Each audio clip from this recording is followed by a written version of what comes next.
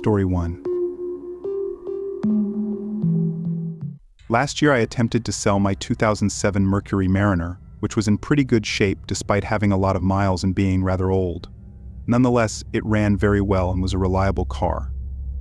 Opting to list it on Craigslist due to previous positive experiences buying cars there, I took several pictures of the vehicle and posted the ad. On the second day, I received a text message response from a man named Owl, expressing interest in purchasing the car. He appeared confident about it from the start, and since I had set a reasonable price, I provided him with my address for a viewing. Living in an apartment building, I didn't perceive any risk in sharing my address, as the complex had multiple buildings, making it unlikely for Owl to determine which apartment was mine. We arranged for him to visit the following day after his work at 9 p.m. Preparing the car for the viewing, I cleaned it out in anticipation of the potential sale. When the appointed time arrived, I left my apartment and headed to the parking lot, where Owl soon parked nearby. He emerged from his vehicle, a burly man adorned with numerous tattoos, standing about 6 feet tall and weighing around 250 pounds. After introductions, I showcased the Mariner to him, and he inspected it thoroughly. Following a brief period, Owl expressed interest in taking it for a test drive. Accompanying him, we drove around the block and nearby streets. He conveyed satisfaction with the vehicle, leading me to believe a sale was imminent. Upon returning to the apartment complex and parking the car in its original spot, Owl unexpectedly announced that he needed more time to consider the purchase. Disappointed by the sudden turn of events, I reluctantly bid him farewell. As we parted ways, Owl surprised me by asking if he could use my bathroom quickly. This seemed sketchy, I thought to myself. Why did he think it would be okay with me for him to use my bathroom? I voiced my concern, saying no to his request, and started walking away. The situation felt suspicious, and I was afraid it might be some sort of setup. I definitely didn't want this guy coming into my apartment. He lingered around by my car, and although my apartment building had both a side door and a front door, I decided to head towards the front. I left him standing there and made my way inside. There was a slight fear that he might follow me, but when I glanced back upon reaching the front doors, he was nowhere in sight. This reassured me, and I entered the building. Once inside, I turned right and entered the elevator, taking it up to the 3rd floor where my apartment was located. Stepping off, I started walking to the left, but then I spotted him entering the hallway from the door, at the end, leading to a stairwell. What on earth was he doing here? Initially moving towards my door, I saw him heading in my direction. I quickly changed course, turning and walking the other way. Suddenly, I heard him start running towards me, prompting me to sprint to the end of the hallway. As I reached it, I darted into the stairs on the opposite side and descended. With Owl in pursuit, I made my way into the underground parking garage beneath the building. Racing across it to the far end, I managed to gain some distance. Despite this, I could still hear him chasing after me. Reaching the stairs on the other side, I ran up to ground level and exited through the side door. Once outside, I hurried to my car, got inside, and drove away. Calling the police as I left, I informed them about the situation. After circling the nearby streets for a few minutes, I returned. Owl's car was still there, but he was nowhere to be seen. The police arrived shortly after, and I didn't re-enter the building until they did. To my surprise, they discovered Owl attempting to break into another apartment. It became apparent that he had never been interested in buying my car. He was likely planning to rob me or worse. Story 2. One time, years ago, I was in the market for a TV and decided to browse Craigslist. I often found great deals or even free items there, although caution was always necessary. Upon discovering a promising ad for a reasonably priced TV, I reached out to the seller, expressing my interest in purchasing it. Within an hour, I received a response from a woman named Joy, confirming that the TV was still available. She provided an address and instructed me to come over the following night to make the purchase. The address seemed to be in a nearby neighborhood, so the next day, I prepared the cash and headed there. Arriving around 7 p.m., I parked in front of the house, situated in what seemed like an average neighborhood. When I knocked on the door, it was swiftly answered by a woman in her 30s with dark hair. She welcomed me inside, apologizing for the mess of boxes strewn around the living room. Joy mentioned that the TV was in her bedroom and led me down the hallway. Opening the bedroom door, she gestured for me to enter. However, upon stepping inside, I realized the room was empty. Before I could react, the door slammed shut behind me, locking me in. It all happened so fast Joy hadn't even entered the room. I attempted to open the door, but it was locked from the outside. Confusion and panic set in as I knocked and called out to Joy, but received no response. After several futile minutes, I accepted that I was trapped. With no furniture in the room, I was left alone in an eerie silence, wondering what was happening outside the locked door. I grabbed my phone and attempted to call my friend, but I couldn't get a signal. That seemed strange. Trying to open the door and calling for help yielded no response. It became evident that nobody was coming to my aid. Puzzled and anxious, I scanned the room, wondering what was happening. After several minutes, I heard noises emanating from outside the room, seemingly from the living room area. It was Joy and a man conversing, although I couldn't discern their words. Despite yelling out, I received no reply. Frustrated, I tried to open the window, but it wouldn't budge, further fueling my anger. Returning to the door, I pounded on it fiercely, desperate to break it down. Suddenly, a man's voice from down the hallway shouted at me to stop. Unsure of what these people were capable of, I hesitated briefly before taking action. Retrieving my phone, I turned up the volume and played the most annoying alarm noise, placing it at the far end of the room. Concealing myself behind the door, I waited. Within moments, footsteps approached the room, and the door swung open, revealing the man. As he moved towards the noisy phone, I emerged from my hiding spot, darting past him and fleeing the room. He attempted to grab me, but I narrowly evaded his grasp. Racing down the hallway, I encountered Joy in the living room, who tried to impede my progress. Dodging past her, I reached the door, with the man now in pursuit. Swiftly unlocking my car, I jumped inside and sped away. Unfortunately, I had left my phone behind, rendering me unable to call the police immediately. Stopping at the nearest gas station, I entered and asked the employee to contact the authorities. When they arrived, we returned to the house, where my phone was found abandoned on the street nearby. The perpetrators were nowhere to be seen, and it was revealed that they didn't actually reside in the home. It was rented by someone else. Unsure if they were ever apprehended, I discovered that the Craigslist post had been removed. After that harrowing experience, I vowed never to use Craigslist again. Story 3. Roughly 2 years ago, I decided to sell my old phone on Craigslist after upgrading to a new one. The phone was only 2 years old and in good condition, so I thought it would attract buyers. After considering eBay, Facebook Marketplace, and Craigslist, I opted for the latter, prioritizing a quick sale over making a profit. Listing the phone at a reasonable price, I received a text message expressing interest within a few hours. The potential buyer, Molly, seemed eager, so we arranged to meet the following day outside a local strip mall, conveniently located for both of us. When we met, the transaction went smoothly, and Molly purchased the phone without any issues. Everything appeared normal during our brief interaction, and there were no red flags. However, things took a strange turn in the days that followed.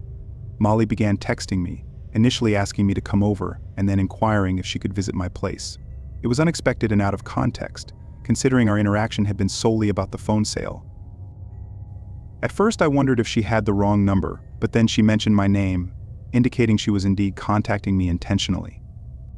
I had no interest in pursuing any further interaction with Molly beyond the sale, and her persistent texts, which continued late into the night and into the next morning, left me feeling uncomfortable and confused.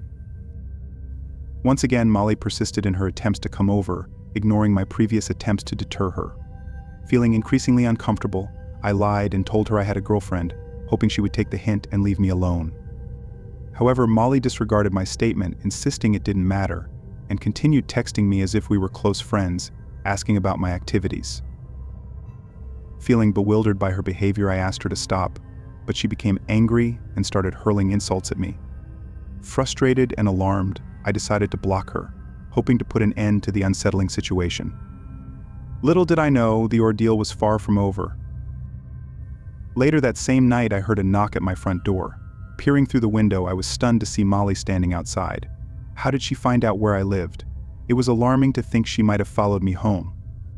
Reluctantly, I answered the door, intending to firmly tell her to leave.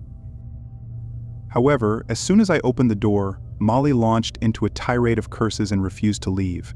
Growing increasingly aggressive, she attempted to enter my house. In a panic, I slammed the door shut and locked it, but she persisted, banging on windows and trying to force her way inside. Realizing I needed help, I called the police and waited inside.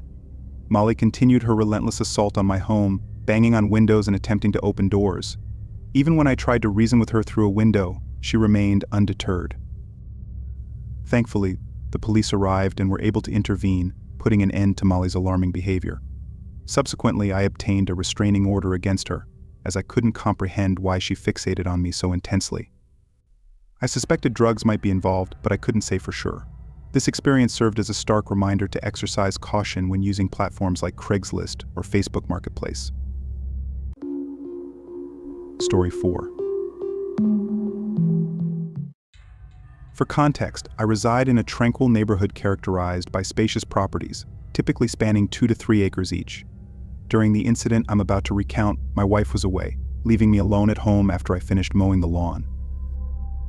As I checked my phone, I noticed a text from an unfamiliar number, claiming to be from Craigslist and asking if they could visit.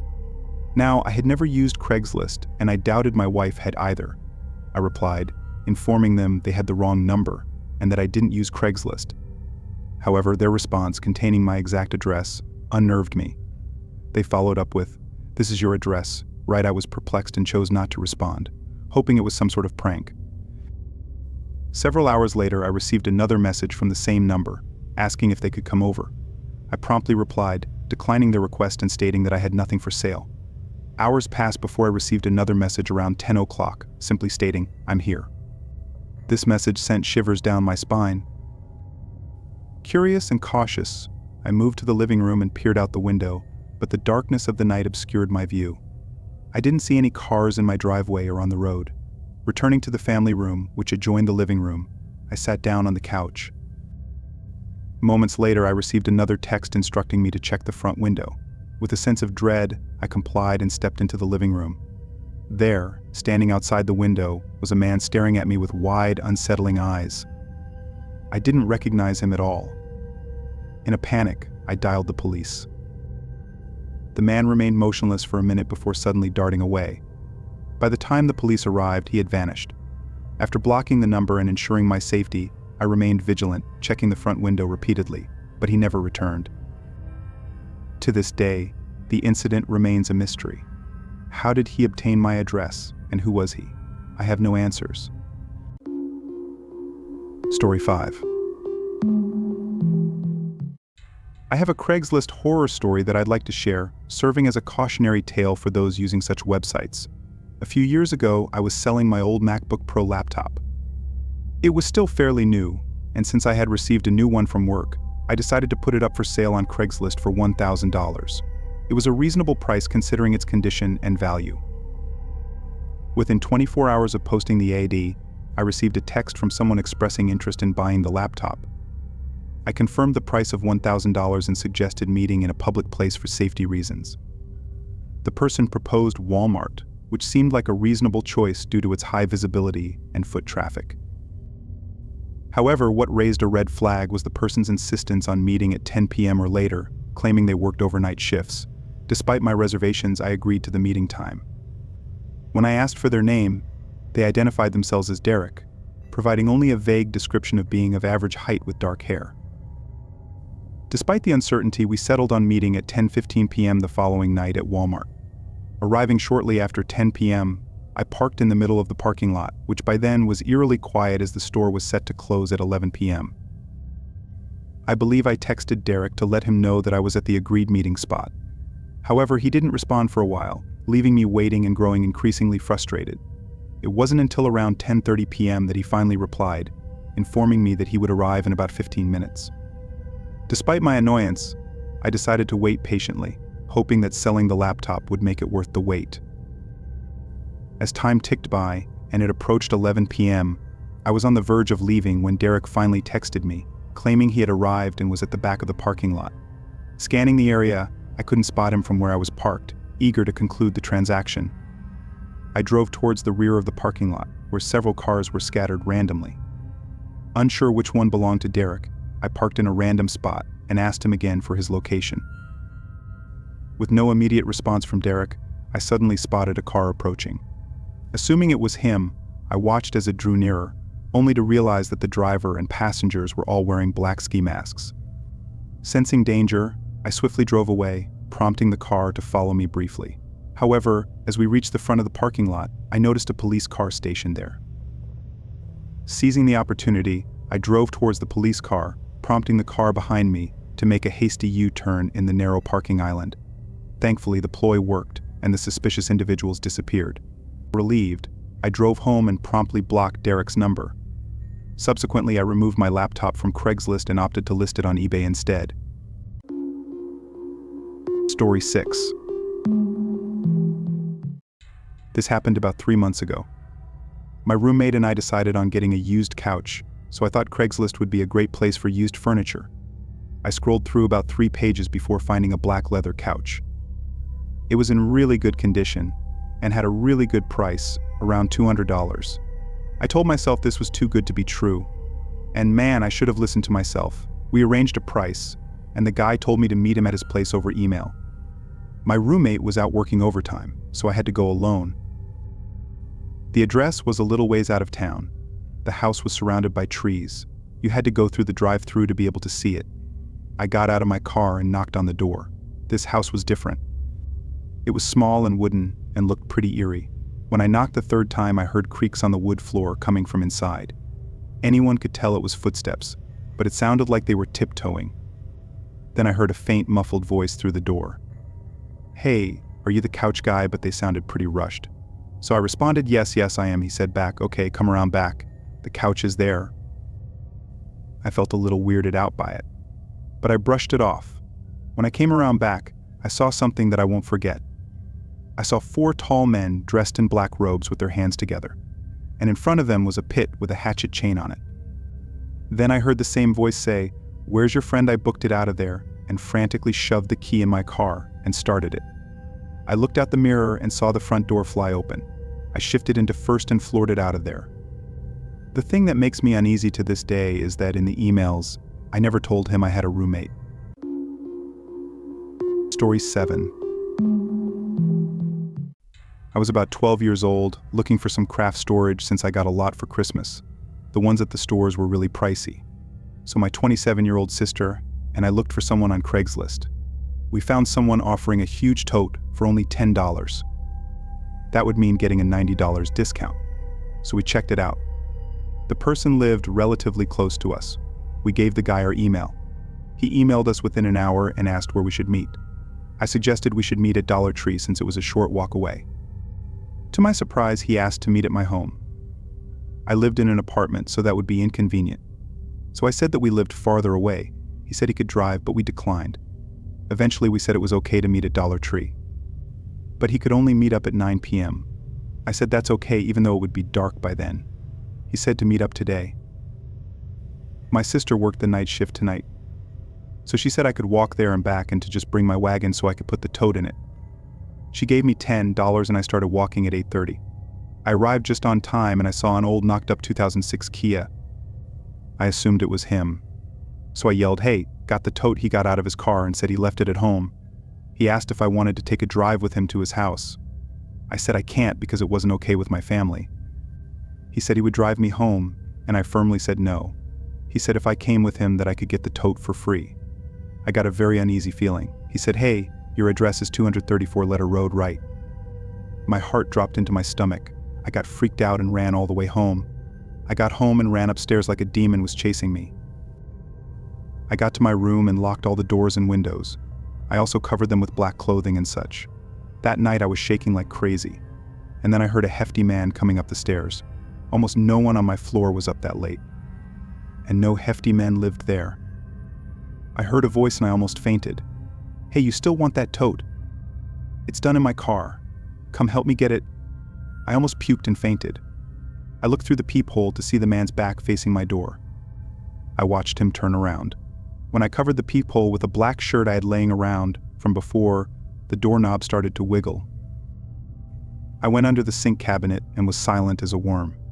He started to try to kick the door down, and eventually he did. I felt like I was ready to die. I grabbed an old broom that was sitting in the cabinet. The The kicking down of the door woke up my neighbors, who came running in with a baseball bat. My neighbor whacked the guy in the face with the bat, and the guy fell to the floor. I got out with the broom and gave the man a wimpy whack before he stood up and tried to grab me. I physically jumped down the stairs and ran down the street to my sister's work like I was going to die. And I thought I was. I ran to the nurse's station and started to have a breakdown. I was crying and almost throwing up, and the nurses looked at me like I was just raped or something. I told them that a man was following me and was going to kill me. They got my sister and called the police. It turned out he was a serial rapist. Me and my sister moved, and she went away to college.